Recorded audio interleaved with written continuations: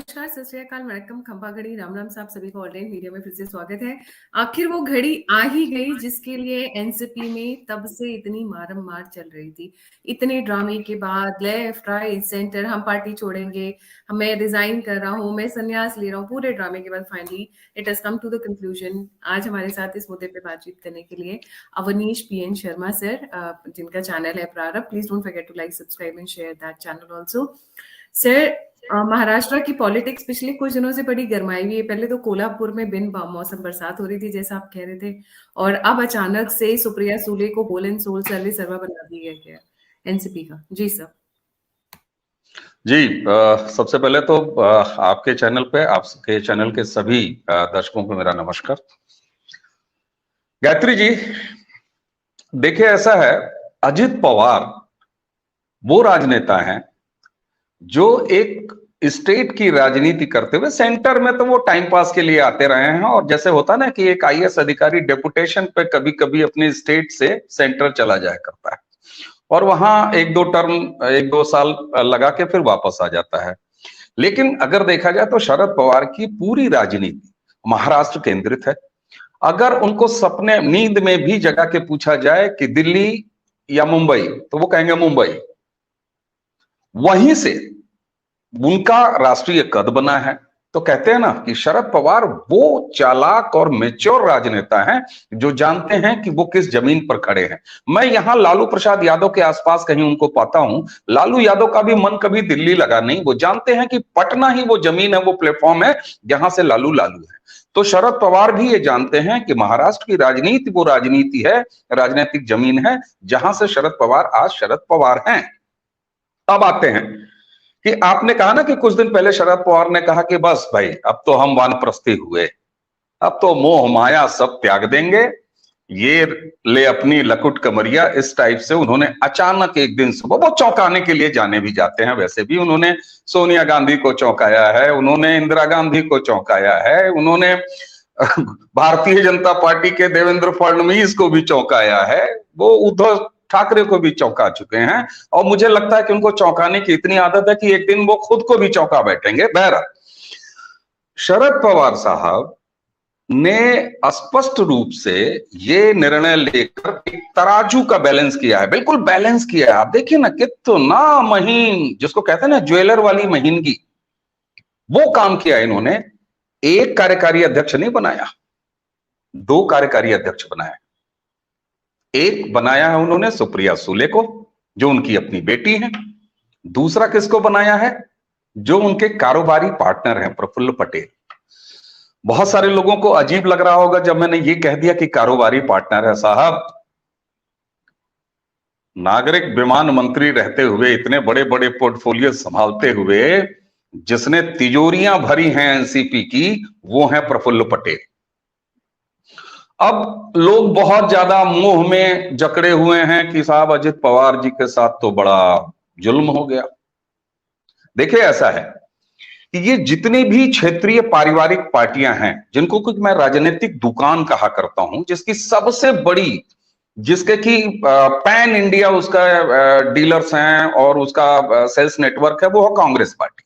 लेकिन वो भी एक पारिवारिक पार्टी, एक पारिवारिक दुकान ही है। उसी की छत्र छाया में होता है ना, जैसे सुपर रिंग की चमकार तो पूरे भारत में है, लेकिन फिर छोटे छोटे प्रोडक्ट्स भी होते हैं ना। कहीं उजाला चलता है, कहीं निरमा चलता है, कहीं कुछ और चलता है, कहीं घड़ी भी चलती है। तो ऐसे प्रोडक्ट तमाम हैं।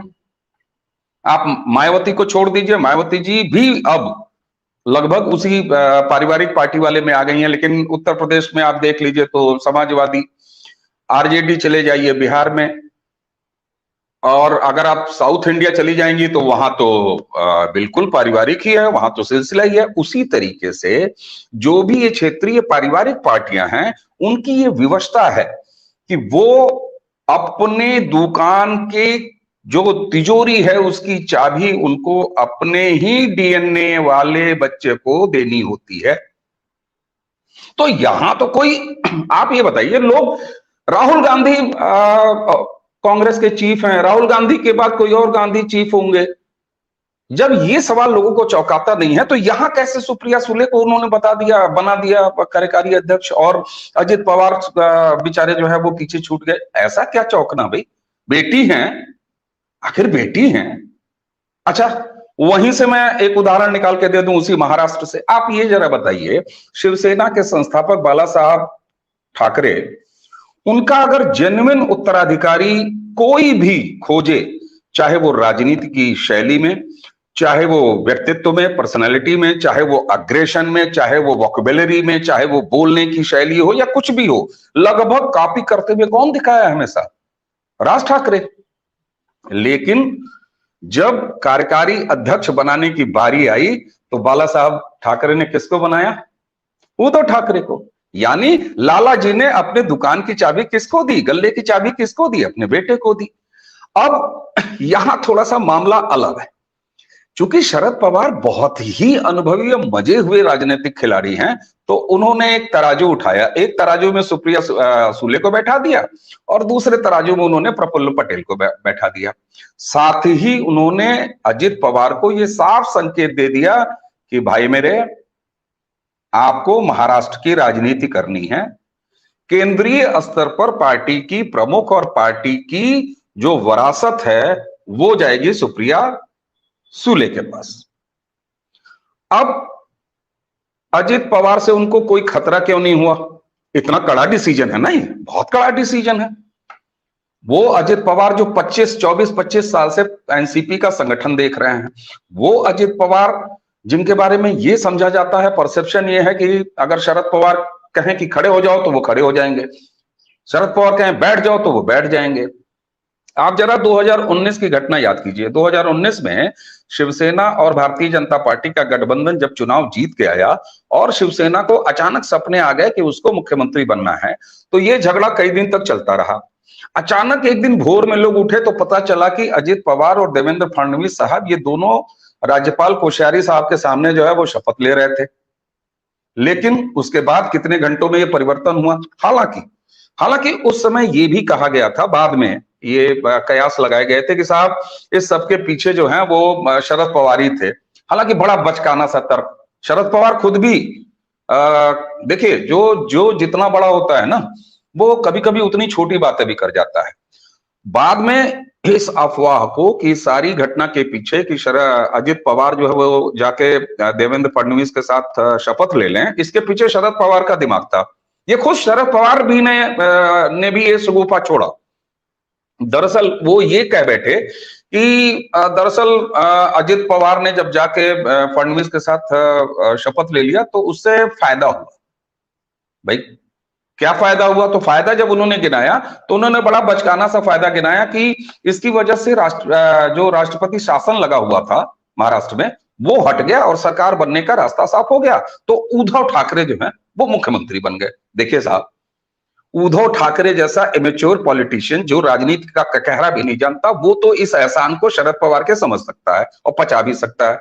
लेकिन मेरे जैसा कम समझदार आदमी जो राजनीति को, संवैधानिक व्यवस्थाओं को जरा कम समझता है, वो शरद पवार जी की इस बात को नहीं समझेगा। भाई साहब ये बता दे जरा कोई मुझे कि राष्ट्रपति शासन हटाने के लिए किसी मुख्यमंत्री या किसी डिप्टी सीएम का शपथ ले लेना जरूरी होता है क्या? बिल्कुल नहीं। अरे जिसके पास मेजॉरिटी है वो एक लिस्ट लेके चला जाए, राज्यपाल को सौंप दे, राज्यपाल उसको वेरीफाई कर लेंगे। अगर वो संतुष्ट होंगे कि ये लिस्ट इनकी सही है, इनके पास बहुमत है, तो कहेंगे चलिए आइए 4 बजे या 6 बजे या जब आप कहिए तब शपथ दिला दूं। अगर वो संतुष्ट नहीं होंगे तो कहेंगे कि ठीक है, आप फ्लोर ऑफ द हाउस में मेजॉरिटी साबित कर दीजिए, शपथ ले लीजिए। तो इसके लिए कोई राष्ट्रपति शासन हटाने के लिए इतना बड़ा एहसान कर दिया शरद पवार ने, ये उद्धव ठाकरे समझते रहे। अब आते हैं आज के इनके इस निर्णय पे। देखिए, मैंने शुरू में ही कहा कि शरद पवार महाराष्ट्र की राज्य राजनीति ही करना चाहते हैं, वही उनका पहला प्यार है और पहले प्यार के तौर पर वो हमेशा हमेशा महाराष्ट्र की राजनीति में ही सक्रिय रहना चाहेंगे। आप ध्यान दीजिए, सुप्रिया सुले जो है वो बारामती से सांसद हैं, तो राष्ट्रीय राजधानी यानी दिल्ली का ऑफिस जो है अगर वो संभालें तो कुल मिला के ये जो वसीयत है ना पार्टी की, वो उनके पास चली जाती है। अब संगठन चलाना, संगठन को बनाना, संगठन को संभालना, यह मेहनत का काम है। वो काम वो अजित पवार से करा रहे हैं। ऐसे ही ठीक बाला साहब ठाकरे भी राज ठाकरे से सारी मेहनत कराते रहे। तो एक चीज यहां पर और भी है गायत्री, एक सवाल जैसे होता ना कि किसी का पास्ट रिकॉर्ड भी देखा जाता है।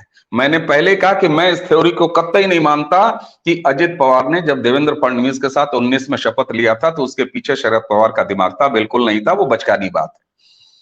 शरद पवार ने ये जाना है कि अजित पवार कहीं दाएं कहीं बाएं कभी भी हो सकते हैं, आदत लगी हुई है। तो घर के जिस बच्चे को किचन की रोटी छोड़ के, सब्जी छोड़ के बाहर की चाट एक आध बार खाने की आदत हो, तो कम से कम शरद पवार जैसा मैच्योर्ड पॉलिटिशियन इस तरह का कोई खतरा नहीं लेगा। दूसरी चीज, अजित पवार अगर नाराज हो गए तो क्या कर लेंगे? सुनिए, अजित पवार से शरद पवार को पार्टी तोड़ देने जैसा कोई खतरा नहीं है। क्यों? ये बात मैं इसलिए कह रहा हूं, इसका सत्यापन, इसका तर्क दे रहा हूं, आपको उदाहरण दे रहा हूं कि अगर ऐसा करना होता तो 2019 में फडणवीस के साथ शपथ लेने के बाद भी वो कोशिश कर सकते थे। मैं ये नहीं कह रहा हूं तोड़ सकते थे, मान लीजिए तोड़ने लायक संख्या उनके पास नहीं होती, लेकिन कोशिश कर सकते थे। उन्होंने कोशिश नहीं किया क्योंकि वो जानते हैं कि उनका इतना फेस वैल्यू नहीं है और पार्टी तोड़ने के लिए पैसा चाहिए होता। मैं ये नहीं कह रहा हूं कि बिल्कुल खाली जेब हैं अजित पवार, लेकिन अब यहां पर प्रफुल्ल पटेल केवल बैलेंसिंग एक जिसको कहते हैं ना वजन है कि एक पलड़ा गिर न जाए। जैसे कांवड़ उठाया जाता है ना, तो अगर इस तरफ वाकई कोई अच्छी वो ढंग की चीजें जिसको कैरी करना हो तो वो सेफली कैरी हो जाए, इसलिए पीछे जो है ना एक पत्थर ही लटका दिया जाता है, लटकाना पड़ता है ताकि वो बैलेंस रहे। तो ये कुल मिला के उनकी कवायद है और इसमें भारतीय जनता पार्टी चाहे शिवसेना, इससे लगभग कोई मतलब नहीं है, ये इंटरनल पॉलिटिक्स है। अच्छा, यहां एक फैक्टर और है, शरद पवार अध्यक्ष हैं, चुनाव अब ज्यादा दूर नहीं है, चुनाव सामने आने वाले हैं महाराष्ट्र के। ऐसे में दो कार्यकारी अध्यक्ष बनाना उनके लिए, देखिए परमानेंट अध्यक्ष बनाते तो अभी सारे फंडे उनके क्लियर हो जाते, उनकी सारे आगे का फ्यूचर जो है वो क्या सोच रहे हैं, कैसे करेंगे, सुप्रिया सुले को ही दे देंगे, अजित पवार को कहीं बिल्कुल हटा देंगे, ये सब क्लियर हो जाता। Being a smart politician Sharad Pawar ने दो कार्यकारी अध्यक्ष बना दिया, तिलस्म जारी रहे, तिलस्म कायम रहे, इधर जो है उद्धव ठाकरे भी फंसे रहे, क्योंकि 2019 में साफ तौर पर यह बात निकल के स्थापित हुई थी कि एनसीपी में एक धड़ा ये चाहता था कि वो भारतीय जनता पार्टी के साथ जाके सरकार बनाए, दूसरा धड़ा ये चाहता था कि नहीं शिवसेना के साथ जाके बनाए। शिवसेना भारी पड़ी या शिवसेना की मोहब्बत थोड़ी सी गाढ़ी पड़ी और एनसीपी ने शिवसेना के साथ बना लिया, इसलिए कि वहां पर कांग्रेस भी चली आती और चली आई ही। तो इसलिए अभी शरद पवार सारी संभावना खुली रखना चाहते हैं और शरद पवार एक ऐसे राजनेता हैं जो बिना सत्ता के बहुत ज्यादा समय नहीं रह सकते। कांग्रेस से निकले हैं ना, देखिए भारतीय जनता पार्टी एक ऐसी पार्टी है जो सालों साल दशकों बिना सत्ता के रह सकती है। कांग्रेस या कांग्रेस से निकला कोई व्यक्ति बिना सत्ता के बहुत ज्यादा दिन नहीं रह सकता। तो शरद पवार ने अपने सारे ऑप्शंस खोल रखे हैं। ये भी याद रखना चाहिए कि नरेंद्र मोदी उन्हें पद्म पुरस्कार भी देते हैं, वो नरेंद्र मोदी से जाके मिल भी आते हैं। महाराष्ट्र की राजनीति में क्या भारतीय जनता पार्टी, क्या कांग्रेस, क्या कम्युनिस्ट या कोई भी पार्टी अगर शरद पवार को दादा के नाम से न कहती हो, मराठी में एक टर्म है जो उनके लिए लोग इस्तेमाल करते हैं, भाऊ या इस तरह का कोई शब्द है, तो ये इस्तेमाल किया जाता है उनके लिए। इसलिए वो अपने सारे पत्ते खुले रखना चाहते हैं, उसी के साथ अपने पेड़ को अपनी बेटी के लिए संभाले भी रखना चाहते हैं, यानी एनसीपी को। जी जी, अभी सर रिसेंटली एक ना वीडियो बड़ा चल रहा था जिसमें सुप्रिया सुले एक तब का बयान कर रही हैं जब वो चीफ मिनिस्टर हुआ करते थे, मोदी जी चीफ मिनिस्टर हुआ करते थे, अचानक से ये वीडियो वायरल होती नहीं है, करवाई जाती हैं, पेड व्यूज दिलवाए जाते हैं। जैसे वो वीडियो, जैसे अभी हमने कुछ दिन पहले एक वीडियो किया था कि ध्रुव राठी को मिलियन व्यूज मिलते कैसे हैं। आपको पता है ध्रुव राठी को एक लाइक के लिए 150 रुपए देती है। तो आप जितना लाइक करेंगे, जितना अपने फ्रेंड से करवाएंगे, उसी हिसाब से इस तरह की वीडियोस वायरल कराई जाती हैं। और जहां ठीक पर बात है। जी, सुप्रिया सुले जहाँ की बारामती की है, वहां पर आजकल हमारी फाइनेंस मिनिस्टर बहुत रेगुलरली विजिट कर रही हैं, तो बहुत कुछ उखड़ने वाला है। शायद उस स्टर से भी शरद पवार का जो परिवार है, वो हर तरीके के ऑप्शंस खुले रखना चाहता है, पर जिस तरीके से उद्धव ठाकरे का कीमा बनाकर ये लोग खा गए शिवसेना तो निपटा दी इन्होंने। बट अभी देखने वाली बात है। पर सर आते हैं सर नेक्स्ट टॉपिक पर, दैट इज कोल्हापुर। अजीत पवार को तो दूध में से मक्खी की तरह साइड कर दिया है, सुप्रिया सुले को सेट कर दिया है, घर की दुकान दे दी है। अब एनसीपी में ज्यादा कंपटीशन भी नहीं है, क्योंकि शरद पवार से एक चीज आप और नोटिस करिएगा, शरद पवार क्या करते हैं, धीरे धीरे काटते रहते हैं। जिस बंदे को उन्हें काटना होता है ना, वो सेंटर से एकदम नहीं काटते हैं कि भाई फाड़ हो जाए। वो क्या करते हैं, उनके एमपी जो एमएलएज हैं, एमपीज हैं, लीडर्स हैं, उनको धीरे धीरे धीरे धीरे धीरे धीरे अपनी तरफ लाते रहते हैं। तभी उन्हें कहा जाता है ना, कोई भी, he is the Bermuda triangle of Maharashtra politics. जो पार्टी उनके साथ एसोसिएट हुई है वो खत्म हो गई है। एंड अपनी दो फाड़ कैसे होने थे, ये तो पॉसिबल ही नहीं था। पर सर महाराष्ट्र में कोल्हापुर में ये जो बिन मौसम बरसात हुई है सर, इसके बारे में बात करेंगे। बट उससे पहले मैं आपको बहुत इंटरेस्टिंग वीडियो दिखाना चाहूंगी, एक नहीं रहा दो। एक तो उद्धव ठाकरे जी आजकल क्या बोलेंगे, दो वीडियो दिखाती हूँ सर, दोनों बड़े मजेदार हैं। अचानक कुछ जिलों में औरंगजेब की औलादे पैदा हुई है। मैं इसको, क्योंकि कॉपीराइट है, अचानक कुछ जिलों में औरंगजेब की औलादे पैदा हुई है, जो औरंगजेब का फोटो दिखाते हैं, औरंगजेब का स्टेटस रखते हैं, और इसके कारण एक दुर्भावना समाज में पैदा हो रही है, और इसके कारण एक तनाव भी निर्माण हो रहा है। सवाल ये उठता है कि अचानक इतने औरंगजेब के औलादे कहां से पैदा हुई, अचानक इतनी औरंगजेब की औलादे कहां से पैदा हुई। ये सब पहला है। दूसरा दिखाती हूँ आपको, क्योंकि वो इससे ज्यादा इंटरेस्टिंग है। अचानक से कुर्बानी दी है। अभी मैं अगर कहूं कि हाँ वो मेरा भाई था, तो आप बोलेंगे लेकिन आपको नाम पता है क्या है? उसका नाम था औरंगजेब। औरंगजेब इनका भाई कब से हो गया सर? मतलब पिछले जन्म में जुड़वा भाई थे, या फिर अचानक से कोई और पॉलिटिक्स चल पड़ी? जी सर।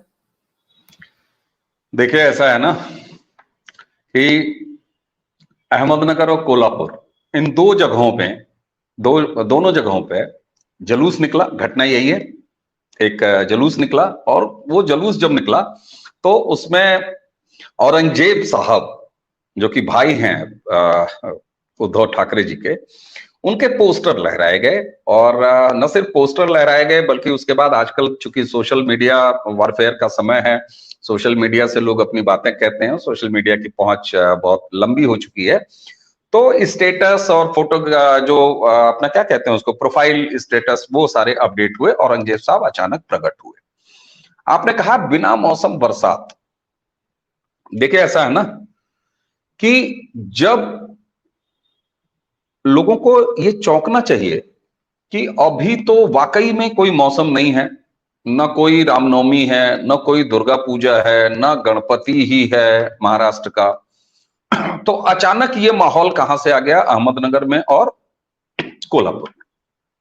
होता क्या है कि जब बारिश नहीं होती है तो जो लोक है ना, फोक में एक तरीका होता है कि आपने गाना भी सुना होगा बॉलीवुड में, काले मेघा पानी तो बरसा, इस टाइप के गाने, और तरह तरह के पूजा पाठ, और कहीं मेढक बन के, और कहीं जो है दो जानवरों की शादी कराई जाती है, मेढक मेढकी की शादी कराई जाती है, और इस तरह की तमाम जो है रिचुअल्स किए जाते हैं ताकि पानी बरसे।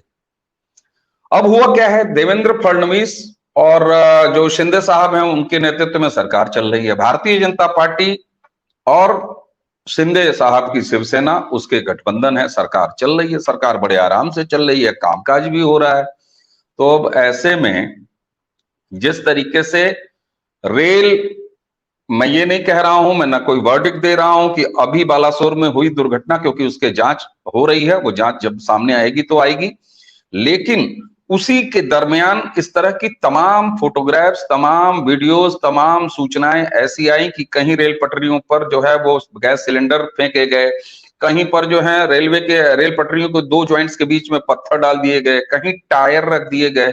तो इस तरह की कोशिशें पैन इंडिया हो रही हैं, हुई हैं, वो सामने है।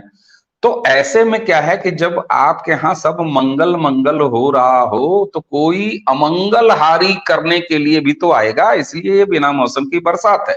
अचानक औरंगजेब साहब, भाई औरंगजेब जी का तो बर्थडे भी नहीं था।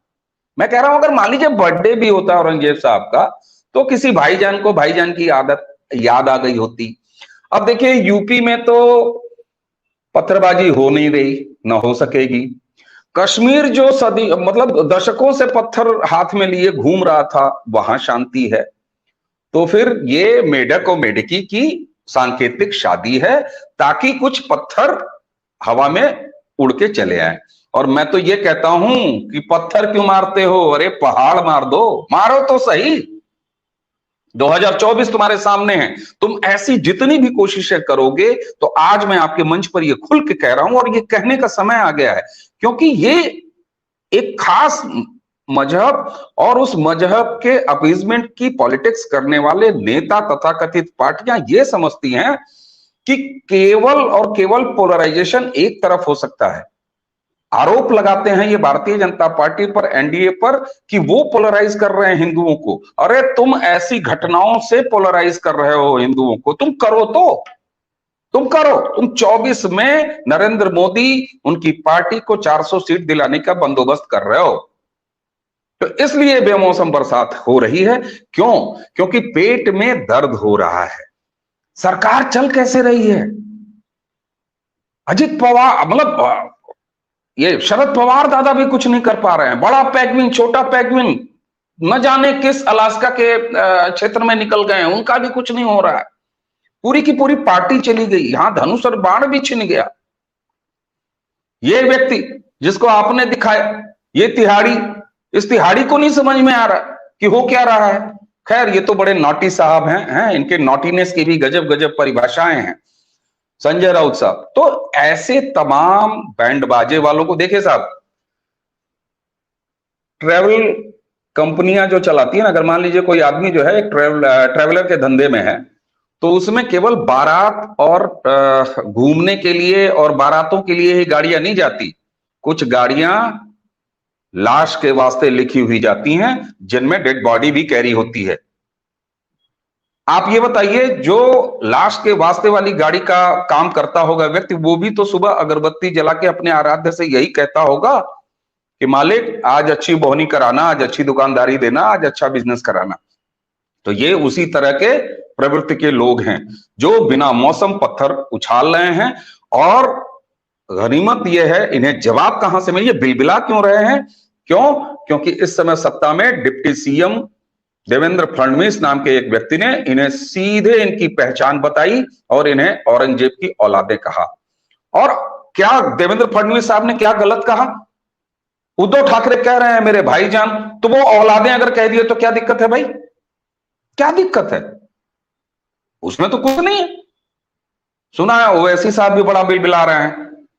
तो आप औरंगजेब को पोस्टर बॉय बनाइएगा इस देश में, बिना मौसम, महाराष्ट्र के जहां पर सरकार अच्छी खासी चल रही है, शांतिपूर्ण चल रही है, पूरा माहौल शांत है ना, वहां पर आप जो है हाथों में पत्थर लेके उतर आइएगा, तो फिर औरंगजेब की औलादें नहीं कहा जाएगा तो फिर क्या कहा जाएगा आपको साहब? इसलिए ये छोटे मोटे प्रयास 2024 तक चलते रहेंगे। जी, वो बड़े खुश होते हैं जब उनको औरंगजेब की औलादे कहा जाता है। प्रॉब्लम ये है, उनको इस बात से परेशानी है कि औरंगाबाद का नाम क्यों चेंज हो रहा है। उनको औरंगजेब, आप खुद खुश होते हो, बोलते हो हमें औरंगजेब की औलाद बुलाओ, अब औरंगाबाद के नाम से आप खुश होते हो। तो मतलब first they have to decide कि वो उस बात से खुश होते हैं या उस बात से नाराज होते हैं। तो अगर देवेंद्र फडणवीस ने बोल भी दिया औरंगजेब की औलादे, तो आपको तो you should feel proud rather than feeling insulted. तो पहले डिसाइड सही बात है। सही बात है, ओन कीजिए ना, औरंगजेब को ओन तो कीजिए, ताकि इस देश के भटके हुए, नासमझ, मैं माफी के साथ कहूंगा, भटके हुए और नासमझ सोए हुए बहुसंख्यक आबादी को यह पता चले कि अगर उनमें ये दम है कि वो औरंगजेब को भी ओन कर रहे हैं, तो आपको भी कुछ सोचना चाहिए। जी जी सर, फिर फाइनली कुछ आप और ऐड करना चाहेंगे? मुझे लगता है कि शरद पवार जी ने अभी 1 बजे तो ये सारा कांड किया है, 2 कार्यकारी अध्यक्ष बनाए हैं, तो अब देखते हैं किस तरीके से महाराष्ट्र की पॉलिटिक्स आगे जाती है। शरद पवार बड़े ही स्वार्थी व्यक्ति हैं, अपने तक सीमित रहते हैं, और अब उन्होंने अपना दायरा थोड़ा सा और सिकोड़ा है, खुद और अपनी बेटी के बारे में सोच रहे हैं। और पार्टी तो रहेगी ही, वो पार्टी वो पेड़ है, वो चाबी है, वो गल्ला है, वो तिजोरी है, जिसके जरिए शरद पवार हैं। तो अब शरद पवार और सुप्रिया सुले यही एनसीपी है, बाकी सब मोह है, माया है, भ्रम है। और बाकी जो कार्यकारी लोग प्रफुल्ल पटेल जैसे हैं, वो बिजनेस और धंधा तो लेकर आते रहेंगे, तिजोरियां भरते रहेंगे वो, क्योंकि उनका काम ही वही है सर। पार्टनरशिप डीड है, अपने अपने प्रॉफिट परसेंटेज पे पार्टियां काम करती हैं, सारे पार्टनर्स एंजॉय करते हैं, उसमें क्या है, it's a pure business term. जी, तो thank you so much sir for joining. जाने से पहले मैं कंक्लूडिंग नोट पे, जैसा सर ने कहा, जब मैं शरद पवार के बारे में बात करती हूँ तो मुझे हमेशा एक ही स्टेटमेंट याद आता है, he is the Bermuda triangle of the Maharashtra politics. जो पार्टी उनके साथ एसोसिएट होती है, और हमारे सामने जीता जागता शिवसेना, उद्धव ठाकरे वाली शिवसेना का एग्जाम्पल है, लेकर डूब गए उद्धव ठाकरे के दिमाग में क्या ब्रेन वॉश किया कि मतलब अच्छा खासा इंसान लिटरली आई थिंक पागल हो गया, is lost it. Uddhav Thackeray Aurangzeb को, जिसको उनके पिताजी पूरी जिंदगी गरियाते रहे, साइडलाइन करते रहे, उनके अगेंस्ट में खड़े रहे, उनको अपना भाई बोल रही है। जब ये मृत्यु लोक में जाएंगे और अपने किस मुंह से बाला साहब ठाकरे जी को फेस करेंगे, ये सोचने वाली बात है। But thank you so much sir for joining. जाने से पहले सभी व्यूअर्स से रिक्वेस्ट है, सर का चैनल है प्रारंभ और दी ऑल्टरनेट मीडिया, दोनों को लाइक सब्सक्राइब शेयर करना ना भूले। अगर आप कंट्रीब्यूट करना चाहते हैं, आप हमें लिखना चाहते हैं, आप इन्फॉर्मेशन शेयर करना चाहते हैं, आप कंस्ट्रक्टिव फीडबैक देना चाहते हैं, तो सभी लिंक्स डिस्क्रिप्शन बॉक्स में। देखने वाली बात यह है कि सुप्रिया सुले क्या संभाल पाएंगी एनसीपी को? I really doubt. She doesn't have the mass capability. She doesn't have a leadership quality to lead the party. But पुत्री मोह, धृतराष्ट्र का दुर्योधन मोह, ये हिस्ट्री में बहुत सारे एग्जाम्पल है इस तरीके के। इसी के साथ जय हिंद, जय श्री राम, हर हर महादेव। Thank you sir. नमस्कार।